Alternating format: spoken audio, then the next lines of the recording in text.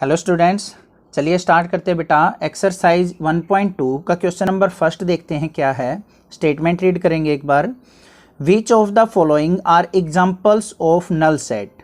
यहाँ पे हमारे पास 4 पार्ट्स गिवन हैं, उनमें से हमसे पूछा गया है कि इन चारों में से नल सेट कौन सा है और कौन सा नल सेट नहीं है। तो सबसे पहले आपको नल सेट की डेफिनेशन पता होनी चाहिए कि नल सेट हम किसको कहते हैं। वो सेट जिसके अंदर कोई भी एलिमेंट, कोई भी ऑब्जेक्ट प्रेजेंट ना हो, उस सेट को हम क्या कहेंगे, नल सेट बोलेंगे। नल सेट भी बोल सकते हैं उसको, एम्प्टी सेट भी बोल सकते हैं, वॉइड सेट भी बोल सकते हैं, कुछ भी बोला जा सकता है यहाँ पे इन तीनों में से। आप ना एक बार मैंने लिंक दे रखा है एक डिस्क्रिप्शन में, इस चैप्टर की फर्स्ट वीडियो है इंट्रोडक्शन की, वो एक बार क्लियर कर लीजिए। सभी चीज़ें उसमें मैंने अच्छे से एक्सप्लेन कर रखी हैं। तो यहाँ पे फर्स्ट पार्ट देखते हैं। सबसे पहले क्या है, the set of odd natural number divisible by 2। यहाँ पे क्या बोला है, set of odd natural number. अब set of odd natural number बनाए, मान लिया हम a is equal to odd natural number में क्या आएंगे 1, 3, 5, 7 इस तरीके से। ठीक है, क्या आप बता सकते हैं इनमें से कोई भी नंबर डिविजिबल बाय 2 है?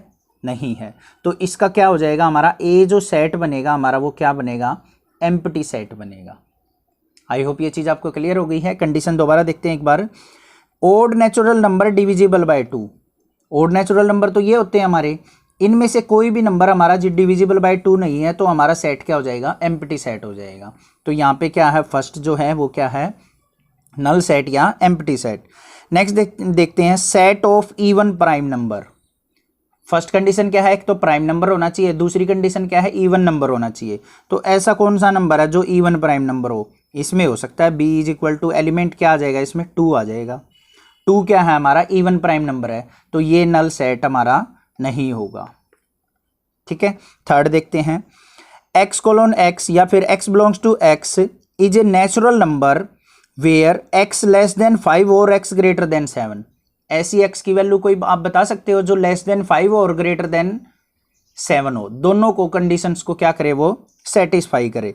तो ऐसा तो कोई भी वैल्यू नहीं है कि जो लेस देन 5 हो और वो ग्रेटर देन 7 भी हो, ऐसी तो कोई वैल्यू नहीं है। तो यहाँ पे थर्ड क्या हो जाएगा हमारा, ये भी नल सेट हो जाएगा। तो यहाँ पे सी को भी क्या लिख देंगे, सी सेट बना देंगे और ये क्या हो जाएगा हमारा नल सेट। ठीक है, फोर्थ पे देखते हैं। y:y है, y belongs to y is a point common to any 2 parallel lines. कोई भी 2 पैरेलल लाइन्स है, मान लिया एक पैरेलल लाइन ये है, एक ये है, मतलब 2 लाइन्स हैं हमारी एक दूसरे के पैरेलल। इनके अंदर कोई भी कॉमन पॉइंट नहीं हो सकता। कॉमन पॉइंट कब होगा, जब ये इंटरसेक्ट करेंगी, पैरेलल लाइन से नहीं होंगी। अगर ये 2 लाइन्स पैरेलल हैं तो इनका इंटरसेक्शन पॉइंट कोई नहीं होगा जहाँ पे ये मिलती हो, तो यहाँ पे कोई भी कॉमन पॉइंट नहीं होगा। तो हमारा फोर्थ पार्ट भी क्या हो जाएगा, ये नल सेट हो जाएगा। आई होप ये चारों पार्ट्स आपको अच्छे से क्लियर हो गए होंगे। नेक्स्ट मूव ऑन करते हैं अपने क्वेश्चन नंबर 2 के ऊपर। क्वेश्चन नंबर 2 की स्टेटमेंट रीड करते हैं क्या है। Which of the following set are finite और इनफाइनाइट सेट। अब यहाँ पे क्या पूछा गया है हमसे कि इन क्वेश्चंस में जो भी पार्ट्स गिवन है इनमें से फाइनाइट सेट कौन सा है और इनफाइनाइट सेट कौन सा है। अब बेटा फाइनाइट सेट वो होता है जिसके अंदर जो डेटा होता है वो काउंटेबल फॉर्म में हो, मतलब जिसको हम आसानी से काउंट कर सकते हैं, उस सेट को कहेंगे हम फाइनाइट सेट। और जिस डेटा को हम काउंट नहीं कर सकते उसको कहेंगे इनफाइनाइट सेट। ठीक है, तो सबसे पहले देखते हैं the set of months of a year.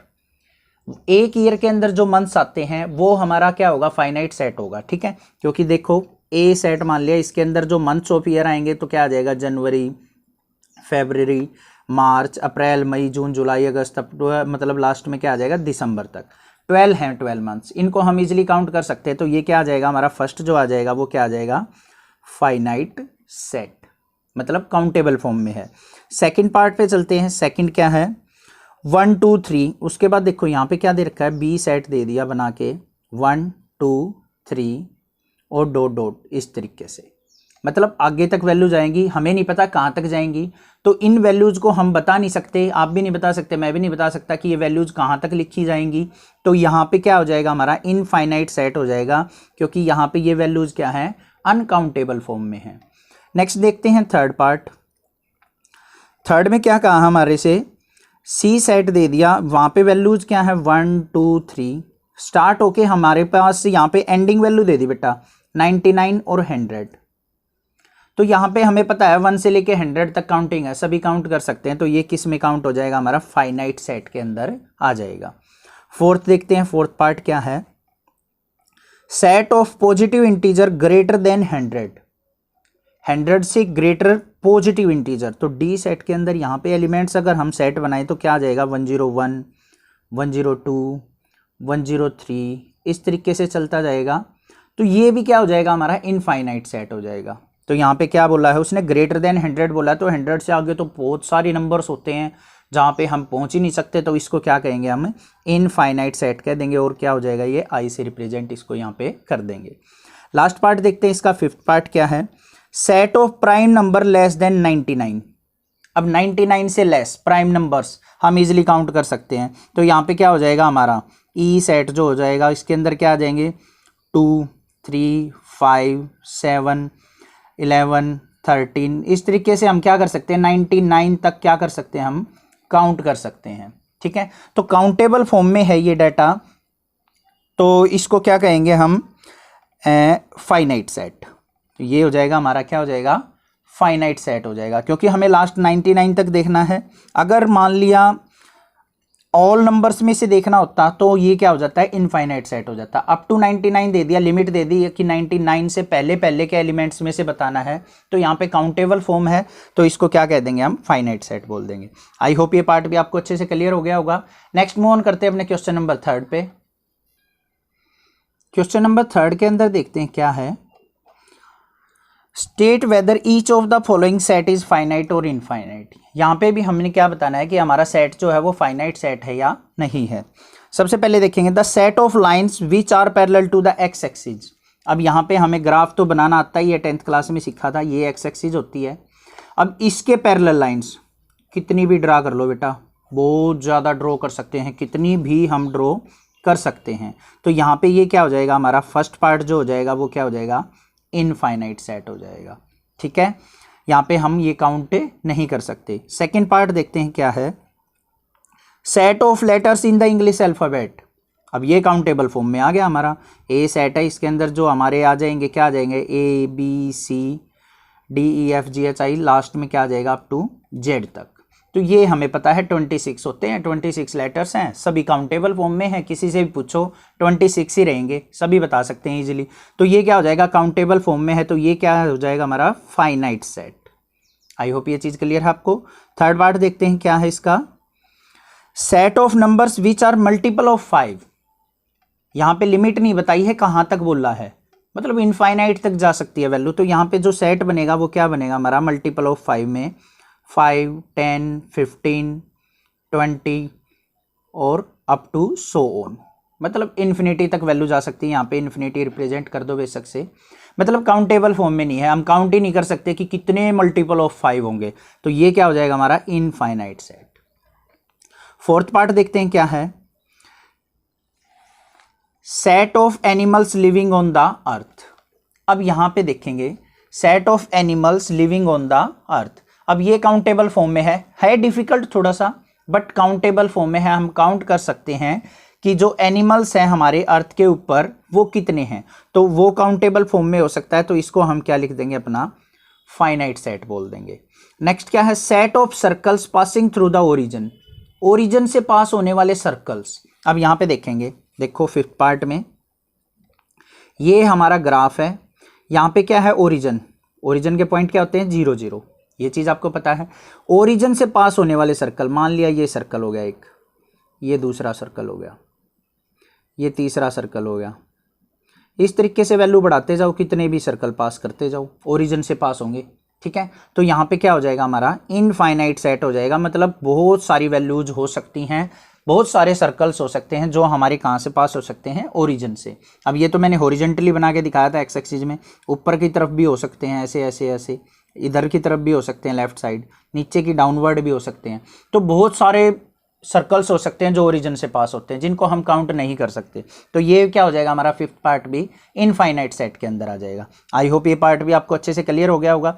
इनमें क्रैमिंग करने की जरूरत नहीं है कि इसका आंसर आई आएगा, इनफाइनाइट आएगा, इसका फाइनाइट आएगा। लॉजिक पता होना चाहिए, स्टेटमेंट यही नहीं आएगी एग्जाम में, कुछ भी चेंज होके आ सकती है। आपको ये देखना है कि वो काउंटेबल फॉर्म में है तो हमारा फाइनाइट सेट है, और अनकाउंटेबल फॉर्म में है जिसको हम काउंट नहीं कर सकते तो वो क्या हो जाएगा हमारा इनफाइनाइट सेट हो जाएगा। आई होप ये चीज आपको अच्छे से क्लियर हो गई है। नेक्स्ट देखते हैं क्वेश्चन नंबर 4। क्वेश्चन नंबर 4 के अंदर क्या पूछा गया है वो देखते हैं। In the following state whether A equal to B और not. A equal to B का मतलब क्या है, यहाँ पे सेट ए जो है वो बी सेट के इक्वल है या नहीं है। ठीक है, तो सेट ए और सेट बी या फिर कोई भी दो सेट हैं उनको हम कब इक्वल कहेंगे, जब एक सेट के एलिमेंट दूसरे के अंदर सारे के सारे एग्जिस्ट करते हैं और दूसरे सेट के एलिमेंट फर्स्ट के अंदर एग्जिस्ट करते हो।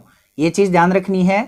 ऐसा बिल्कुल नहीं करना है कि ए सेट के अगर बी में एग्जिस्ट करते हैं तो वो इक्वल हो गए, नहीं। ए के बी में एग्जिस्ट करने चाहिए और बी के ए में एग्जिस्ट करने चाहिए, मतलब दोनों के एलिमेंट सेम होने चाहिए, तभी हम उनको क्या कहेंगे इक्वल सेट बोलेंगे। फर्स्ट पार्ट देखते हैं क्या है। ए सेट है, उसके अंदर एलिमेंट देखो ए बी सी डी। ठीक है, बी सेट के अंदर क्या है एलिमेंट्स डी सी बी ए, मतलब जो इसमें एलिमेंट है बच्चा वही एलिमेंट्स किस में है बी के अंदर। इसमें ए है, इसमें भी ए है, बी है, बी भी है, सी भी है, सी भी है, डी भी है, डी भी है।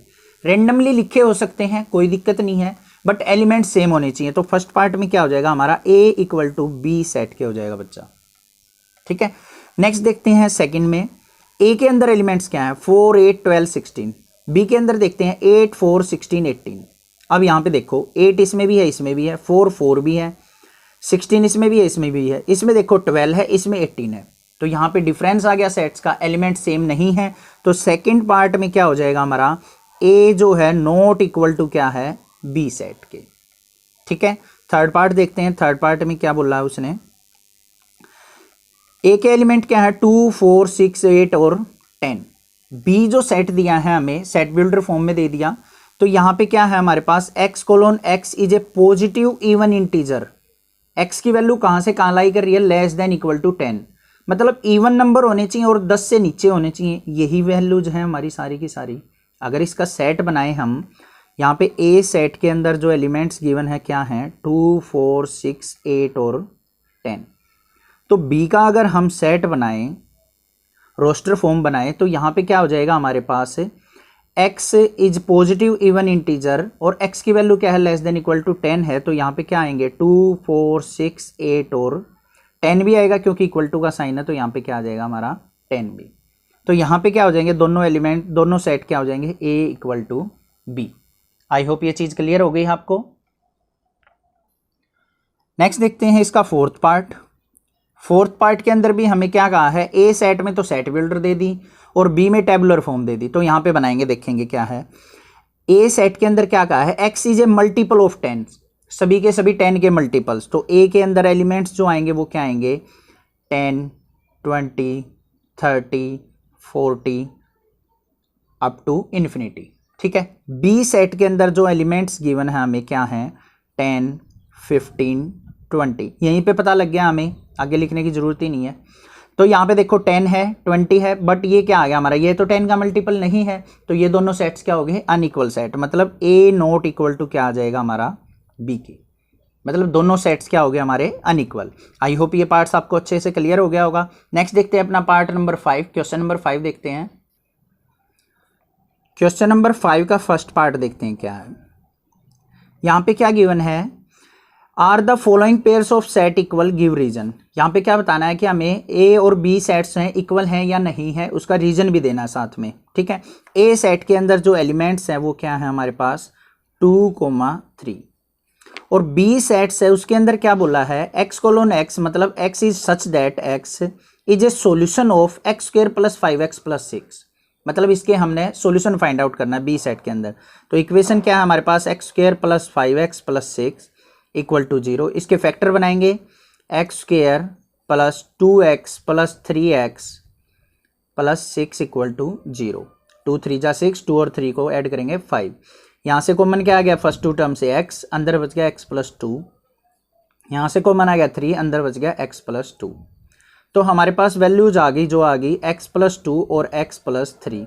अब इनको किसके इक्वल रखना है, 0 के इक्वल। तो यहाँ से x की वैल्यू क्या आ जाएगी, x+2 = 0 रखेंगे और x+3 = 0। तो x की वैल्यू क्या आ गई, एक तो -2 आ गई और यहाँ से x की वैल्यू क्या आ गई, -3।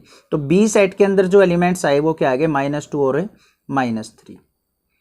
ठीक है, ये रीजन भी हो गया हमारा, सोल्व कर लिया हमने कंप्लीट।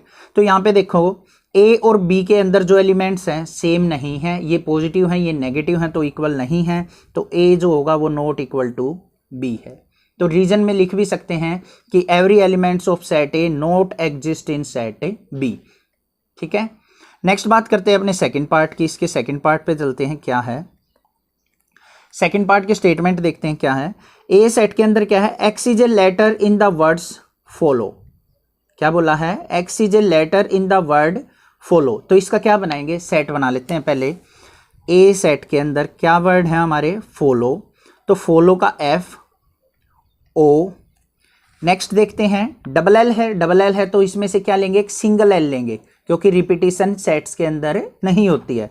और O भी 2 बार आ गया, तो एक O को भी छोड़ देंगे और एक L को भी छोड़ देंगे। तो FOL और W, ये आ गए हमारे एलिमेंट्स ऑफ सेट A। अब B सेट के अंदर देखते हैं क्या है, y is such that y is a letter in the word wolf. तो वोल्फ के अंदर यहां पे देखेंगे फर्स्ट क्या होगा, WOLF, ये एलिमेंट्स आ गए। अब देखो A के सेट के एलिमेंट्स और B सेट के एलिमेंट्स क्या हैं, दोनों सेम हैं। तो A इक्वल टू क्या हो जाएगा, B। तो यहां पे लिख देंगे, रीजन भी क्या है, every elements of set A exist in set B and every elements of set B exist in set A। That's why A is equal to क्या है, सेट B। आई होप ये पार्ट भी आपको अच्छे से क्लियर हो गया है। लास्ट पार्ट देखते हैं अपना, लास्ट क्वेश्चन, क्वेश्चन नंबर 6 देखते हैं क्या है। From the sets given below select equal sets. यहाँ पे हमें मल्टीपल सेट्स गिवन है, उनमें से हमने फाइंड आउट करना है कि कौन सा सेट इक्वल है, कौन सा सेट इक्वल नहीं है। नहीं तो उसने नहीं पूछा, बस ओनली इक्वल सेट पूछा है, वो आप नहीं वाला आप खुद कर देख सकते हैं। यहाँ पे देखेंगे सबसे पहले A के अंदर एलिमेंट्स क्या है, 2 4 8 12, सभी एलिमेंट्स देख लो। B के अंदर 1 2 3 4, C के अंदर 4 8 12 14, D के अंदर देखो 3 1 4 2। ये एलिमेंट्स और ये एलिमेंट्स सेम है, इसमें 1 2 3 4 है, इसमें भी 1 2 3 4 है। तो हमारे पास क्या आ गया, B जो है वो इक्वल किसके है, D सेट के। आई होप ये चीज क्लियर है आपको। नेक्स्ट देखते हैं, E के अंदर क्या है, -1 और 1 है, F के अंदर 0 और A है, G के अंदर 1 और -1 है। अब यहाँ पे मैंने बताया था कि रैंडमली लिखे हो सकते हैं, आगे पीछे लिखे हो सकते हैं, बट एलिमेंट सेम है, इसमें भी +1 -1 है, इसमें भी +1 -1 है। तो E इज इक्वल टू किसके हो गया, हमारा G सेट के। तो ये 2 सेट्स हमारे क्या हो गए, इक्वल सेट, और बाकी सारे क्या हैं, आपस में अनइक्वल सेट्स हो जाएंगे। ठीक है, आई होप ये पार्ट भी आपको अच्छे से क्लियर हो गया होगा। यहाँ तक कोई भी डाउट आता है, कहीं पे भी किसी पर क्वेश्चन में आपको कोई प्रॉब्लम फील होती है तो आप कमेंट कर सकते हैं। अदरवाइज इस चैनल को अपने फ्रेंड्स के साथ, अपने रिलेटिव के साथ जरूर शेयर करें, सब्सक्राइब करें। और 10th क्लास का सिलेबस कंप्लीट मैंने इस चैनल पे करवा रखा है, तो वो भी आप 10th क्लास के स्टूडेंट्स को फॉरवर्ड कर सकते हैं। Thank you students for your love and support. Thanks.